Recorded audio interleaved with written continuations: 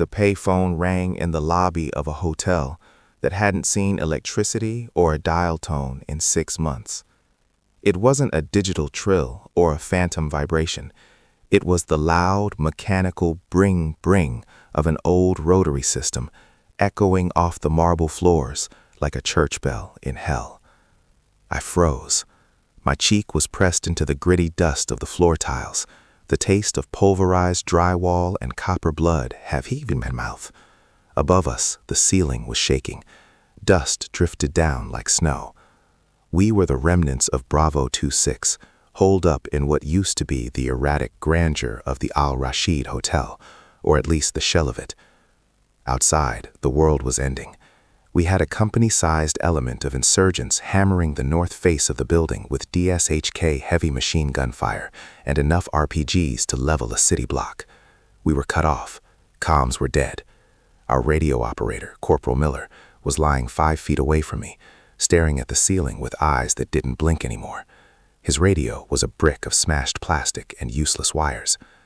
We were dead men walking. We just hadn't stopped twitching yet. And then the phone rang. Sarge. I looked over at Private Ruiz. He was huddled behind the remains of the concierge desk, clutching his rifle like a teddy bear. He looked at me, eyes wide, white rims showing through the soot on his face. "You hear that, Sarge?" he whispered, his voice cracking. "I hear it," I grunted, checking the load in my magazine. 3 rounds. I had 1 grenade left. That was it. That was the sum total of my ability to project force. Bring, bring. It was impossibly loud. The gunfire outside seemed to lull just for a second, as if the war itself was confused by the anomaly. "It's a trap," Ruiz hissed. "Booby trap. IED triggered by the receiver." "That doesn't make any sense, Ruiz," I said, though my gut was twisting.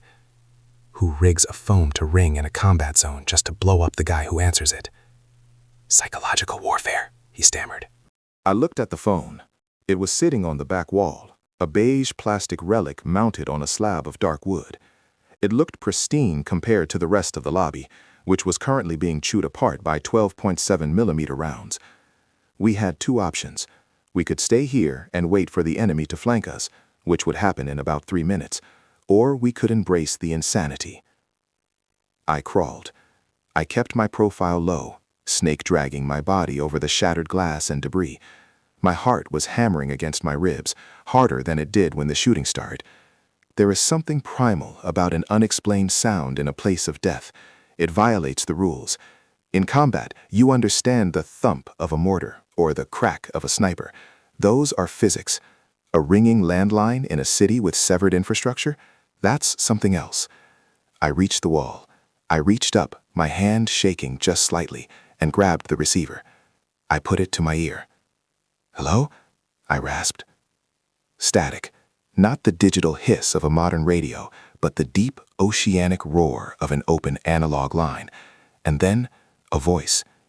It was male. Calm. American accent, but flat. No panic, no urgency. Like a man ordering a pizza on a Tuesday night. "Grid 664-891. Fire for effect. Danger close. 10 seconds. I blinked, sweat stinging my eyes. "Who is this? Identify." "Grid 664-891. The voice repeated, the tone unchanged. "Drop it now, Sergeant." I looked at Ruiz. He was watching me, terrified. "Who is it?" Ruiz mouthed. I looked down at the tactical map tucked into my forearm sleeve. I traced the grid quickly with a dirty thumb. 664-891. My blood ran cold. "That's us," I whispered into the phone. "That's my position.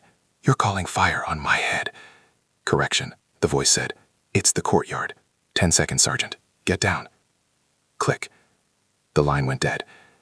I didn't have time to process the logic. I didn't have time to wonder if I was hallucinating from dehydration or shock.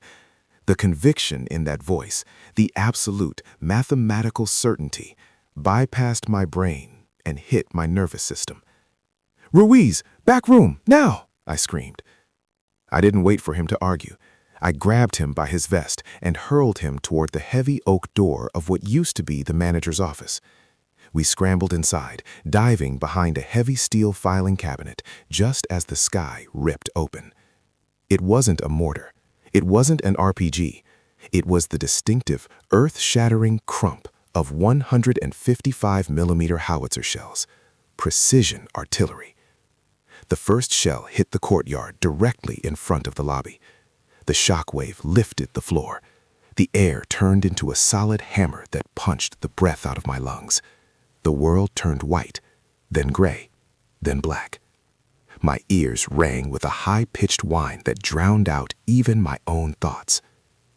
Then, silence. Real silence. The kind that feels heavy, like a wool blanket draped over your head. I coughed, hacking up dust that tasted like drywall and ancient carpet. I checked my limbs, still attached. I checked Ruiz. He was curled in a fetal ball, shaking, but alive. I pushed myself up, stumbling out of the manager's office and back into the lobby. The front wall of the hotel was gone, just gone. The courtyard where the enemy had been massing for their final assault was a cratered moonscape of smoking earth and twisted metal. The strike had been surgically precise. It had wiped out the threat within 50 meters of our position, but left the structural supports of our hideout intact. It was a miracle shot, a 1-in-a-million ballistic anomaly. The dust was settling. The sunlight streamed in through the hole where the wall used to be, illuminating the particles dancing in the air. I looked at the back wall. The phone was still there. The beige plastic receiver was dangling by its cord, swaying gently in the draft caused by the explosion. I walked over to it. I needed to know. I needed to know who had been on the other end. Was it a ghost recon unit monitoring us? A drone operator with a sick sense of humor? I picked up the receiver again. Silence. Dead air. I looked down at the cord. I traced the curly wire from the handset to the base unit on the wall. Then I looked at the wire coming out of the bottom of the base unit, the line that should have run down the wall, through the floor, and into the city's grid. It wasn't there. The wire was cut cleanly, about 3 inches below the box. The copper strands were frayed and oxidized, green with age. It hadn't been cut by the explosion. It hadn't been severed by shrapnel just now.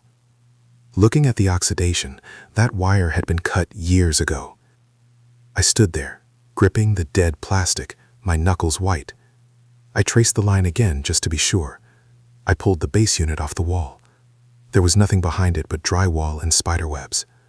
No battery backup, no hidden transmitter, no wireless receiver. It was a piece of plastic connected to absolutely nothing. "Sarge?" Ruiz's voice was shaky from the doorway. He was staring at the devastation outside. Command just came through on the personal radio. They said they didn't fire that mission." I slowly hung the handset back on the cradle. "What?" "They said they have no birds in the air," Ruiz said, stepping over the rubble. "They said no artillery batteries were active in this sector. They're asking who cleared the zone. They're asking how we're alive." I looked at the phone one last time. In the chaos of war, you see things. The brain tries to make sense of the senseless. It fills in the gaps. Maybe I heard the coordinates in my head. Maybe my subconscious calculated the enemy position and the trajectory of a random stray volley of friendly fire. Maybe I just got lucky. But I know what I heard. I know the sound of that ring. I looked down at the floor, beneath where the phone hung. Amidst the debris, something caught the light. It was a small brass object. Not a shell casing. It was a lighter. An old Zippo, battered and scratched. I picked it up. I flipped it over. Engraved on the side was the emblem of the 1st Marine Division, and below that, a date, 1968, and a name, Sergeant T. Miller. I looked at the body of our dead radio operator, Corporal Miller. He was 22 years old. He was from Ohio. He'd never mentioned a grandfather in the service. I flicked the lighter. A strong, steady flame erupted, burning clean despite the dust. I looked back at the phone with the severed cord. "Tell command we're moving to extraction," I said, my voice sounding strange to my own ears. "And Ruiz?" "Yes, Arch." "Don't mention the phone." We walked out into the sunlight, stepping over the wreckage of the impossible. I kept the lighter. I have it to this day. Sometimes when it's quiet, I swear I can hear the faint mechanical trill of a rotary bell ringing in the distance. But I never pick up.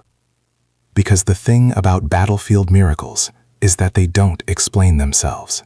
They just happen. They defy the physics of ballistics, the logic of infrastructure, and the reality of death. You don't question the sentry who watches from the dark. You just say thank you, and you keep moving.